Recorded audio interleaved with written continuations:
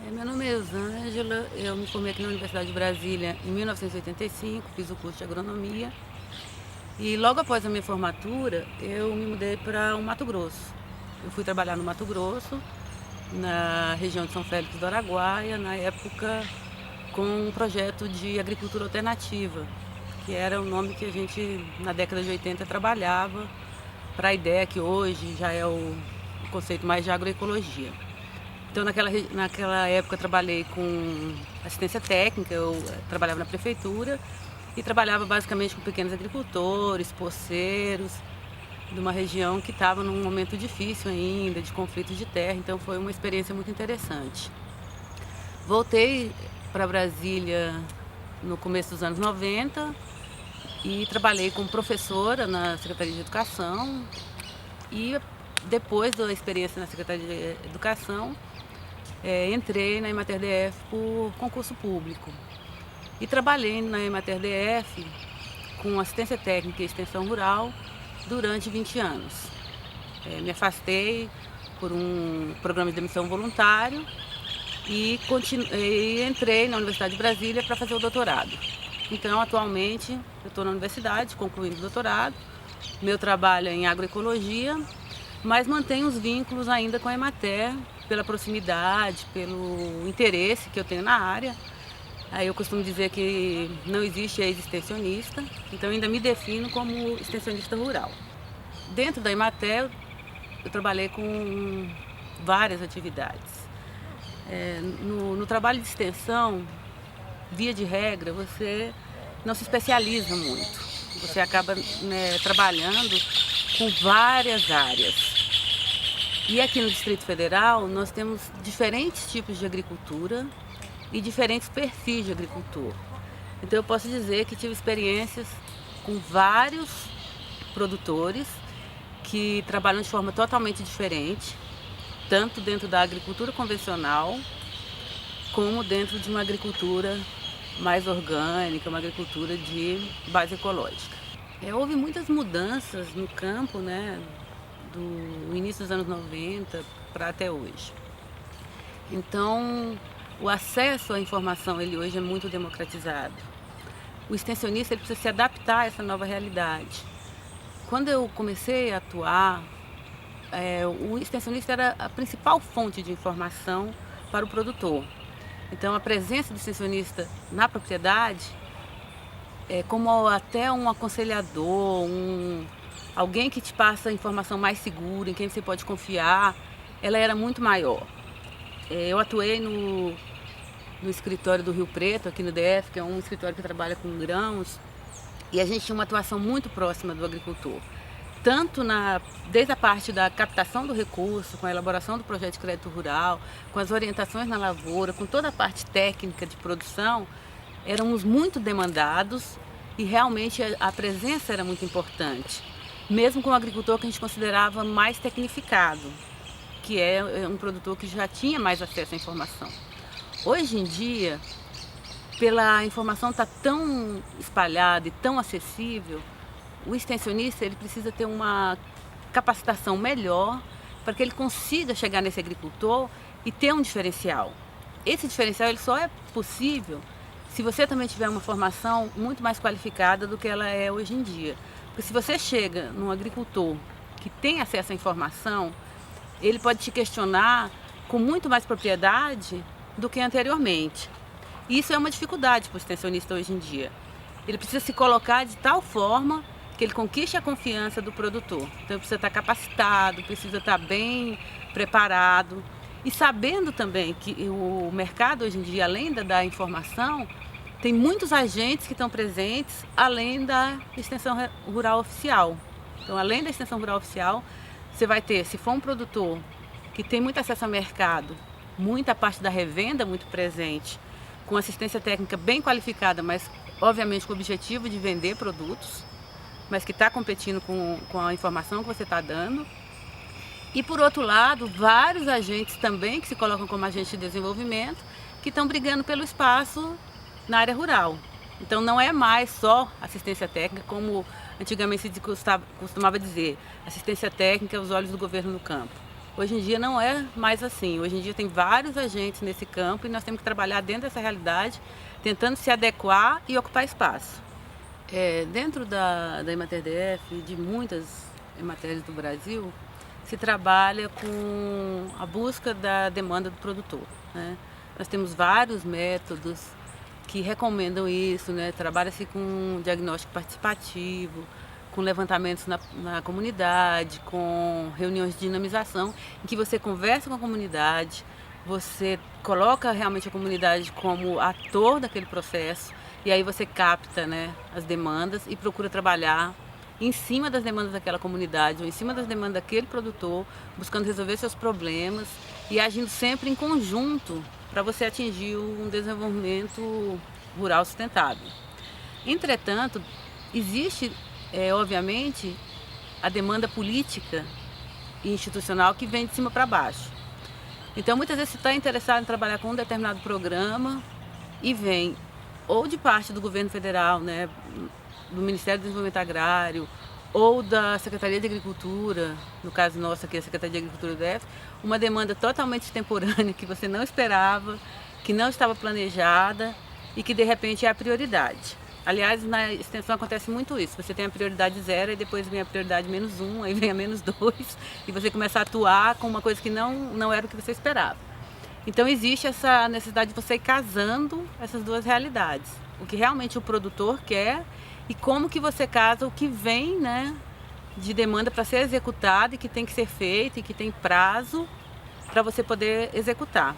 Então você trabalha muitas vezes seguindo o seu planejamento junto à comunidade, que seria o ideal, mas muitas vezes você tem que encaixar as demandas que vêm e não necessariamente também essas políticas elas são ruins, muitas vezes elas são coisas interessantes para o produtor e que aí você também tenta dentro desse processo engajar as pessoas e aproveitar essas oportunidades que aparecem. Então as duas coisas acontecem ao mesmo tempo e é necessário que a gente trabalhe com elas de forma a encontrar o melhor caminho para aquele produtor, para aquela comunidade, para aquela família.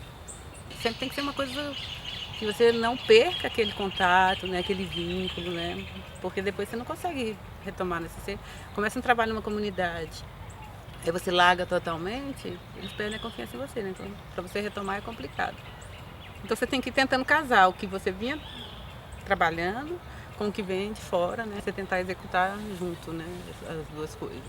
Ah, sem dúvida, né? A autonomia do produtor é uma das coisas que a gente tem que procurar sempre trabalhar, né? A gente tem que trabalhar para que o produtor seja o agente de decisão do seu projeto de agricultura, do seu projeto de vida, né, do seu trabalho.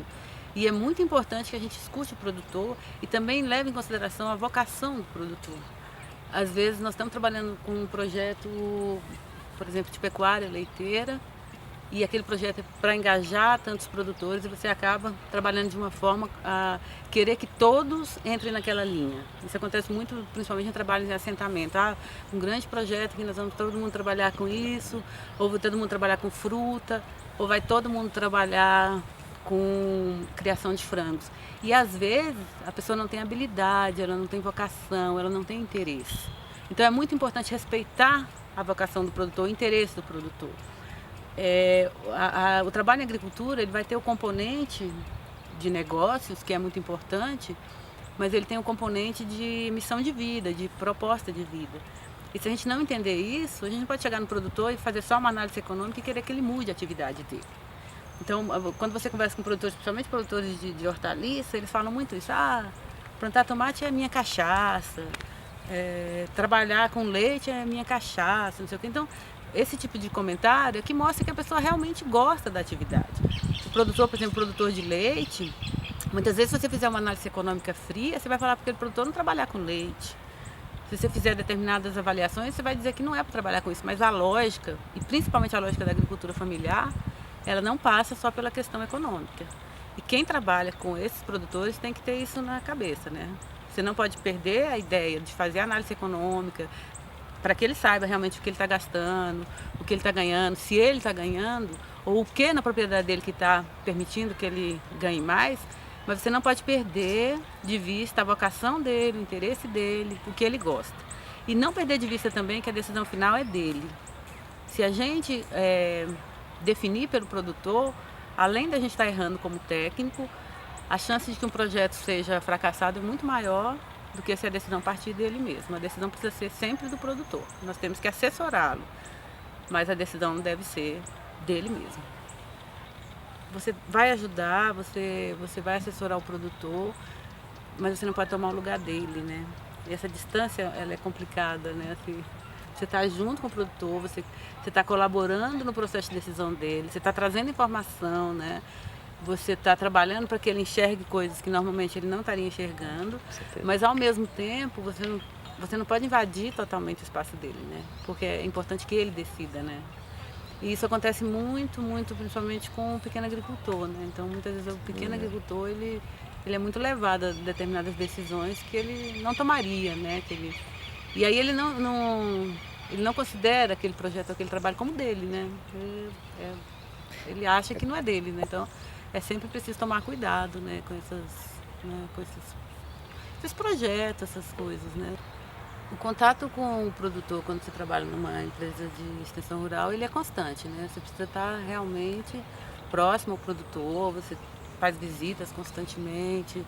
Aqui em Brasília isso é possível porque também o território é pequeno, tem muitos técnicos na empresa.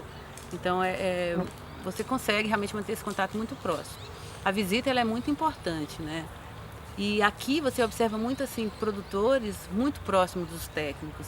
Os técnicos são considerados quase membros da família por muitas comunidades, é uma afinidade muito grande, né? E o envolvimento do técnico ali como um conselheiro, como um amigo, é algo assim muito interessante esse vínculo. E isso é uma coisa importante porque, por exemplo, quando houve a crise da extensão rural no país, em que várias empresas, né, correram o risco de ser extintas e foi extinta a Embrater, que era a empresa nacional, a Coordenadora Nacional de Extensão Rural, foram os produtores rurais que seguraram a maioria das empresas estaduais. Aqui no DF foi assim, e vários estados foi assim, porque os produtores se sentiram diretamente afetados. Eles foram e defenderam as empresas.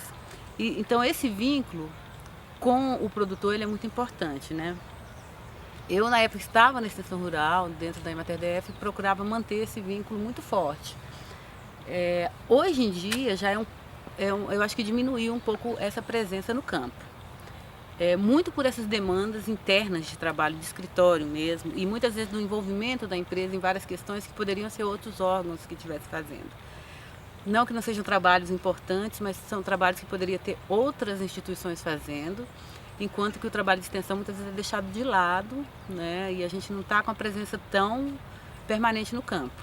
Porque essa é muito importante. Esse contato com o produtor é quase que diário, ele é muito importante.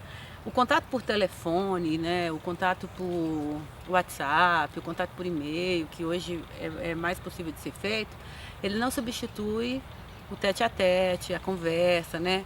Você olhar a propriedade, né? Você ver o que está acontecendo. Então é muito importante essa presença. Mesmo hoje, em alguns trabalhos que eu continuo fazendo, como consultora, ou algumas atividades que eu faço em conjunto com colegas da Emater, eu procuro manter esse contato com o produtor, em projetos e atividades, para também não perder essa capacidade de conversar com o produtor, porque isso é uma coisa que você aprende no treino, né? Você maneja essa conversa, né? Você pega um trejeito para conversar com o produtor. Então é importante que você, como técnico, mantenha isso, né? A presença do extensionista em qualquer projeto de desenvolvimento rural, ele é essencial. E esse extensionista visto hoje, né, que é muito a visão atual de um articulador, né, de alguém que está presente e está colaborando com vários atores. Então, é uma presença essencial. Aqui no Distrito Federal, existem vários trabalhos em que a extensão foi determinante. Nós temos um exemplo da Cotaquara, né, na região de Taquara, que é uma cooperativa de agricultores, que teve um trabalho muito interessante. Tem o exemplo do trabalho na Fazenda Larga, que é uma comunidade também de pequenos agricultores, de assentados, que teve um desenvolvimento muito grande na área de olericultura convencional, e alguns colegas que trabalhavam lá chamavam de trabalho com assistência técnica. Não era assistência técnica. E existem então várias experiências que são interessantes, mas eu posso falar da experiência do DF, é que em qualquer projeto de desenvolvimento a presença da Emater-DF ela é determinante. Cada lugar com seu extensionista. Na minha experiência pessoal, eu cito alguns. Um exemplo, eu acho que eu de alguma forma colaborei com um produtor muito interessante em Planaltina, o produtor Vilmar da Silva, que teve um trabalho muito bacana com...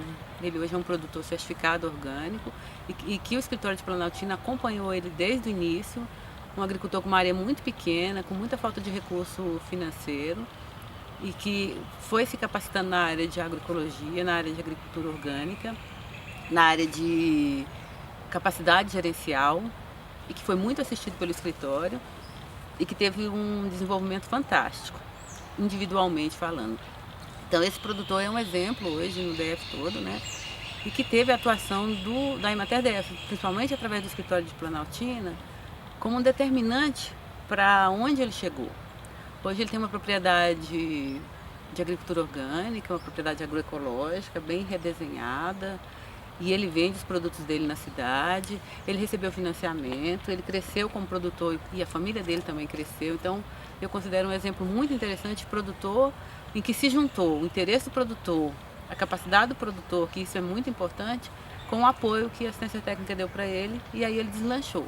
Muitos produtores recebendo nas mesmas condições, não conseguiram o que ele conseguiu. Então também depende muito da iniciativa do produtor, do quanto o produtor se determina para se qualificar e chegar onde ele chegou. Então esse é um exemplo que eu acho muito interessante do ponto de vista individual. Do ponto de vista assim, mais coletivo, eu considero interessante a experiência que foi feita no Distrito Federal do PAIS, que foi uma experiência, né? O PAIS é Produção Agroecológica Integrada e Sustentável, e que foi um exemplo em que a gente pegou, o que a gente chama na extensão de... pegou um limão e fez uma limonada. Então essa demanda veio de cima para baixo, como eu falei. Então veio uma demanda de que nós colaborássemos com o SEBRAE, com a Fundação Banco do Brasil, na implantação de PAIS no Distrito Federal, que o processo estava meio emperrado. E esse expertise de conhecer os agricultores, de acessar os agricultores, é o que a gente tem de mais forte. Então nós somos procurados para colaborar no processo. E aí dentro desse processo nós fizemos a seleção de vários produtores que começaram a receber os kits, né, que a gente chamava de kits do PAIS, que era um valor assim, em torno de R$10 mil de ajuda. E na época muitos colegas da extensão questionaram porque era uma coisa de cima para baixo, que aqueles produtores não estavam optando por isso, mas a gente considerou que era uma oportunidade e que seria uma forma de começar a introduzir esses agricultores na ideia de agroecologia. Então esse trabalho foi feito com vários produtores, vários processos de capacitação, e muitos desses produtores hoje que começaram com esse pequeno PAIS são produtores que estão certificados como produtores orgânicos, são produtores que estão bem economicamente, são produtores que progrediram, são produtores hoje que têm definição de trabalho com agroecologia, que são produtores que estão engajados no mercado e que, lógico, as ações vão se somando, né? Então, vários trabalhos vão se somando. Esses produtores, muitos deles passaram a comercializar direto com o governo, muitos deles passaram a participar das OCS, que são os organismos de certificação da agricultura orgânica para a agricultura familiar. Então foram processos que foram somando. Mas é a ideia de que você, a partir de uma proposta, olha, essa proposta não foi nós que fizemos, não foi o agricultor que fez, ela veio como uma oportunidade. Então você pega a oportunidade e trabalha e consegue com isso também criar um processo de crescimento dos produtores e de engajamento e de chegar no mercado.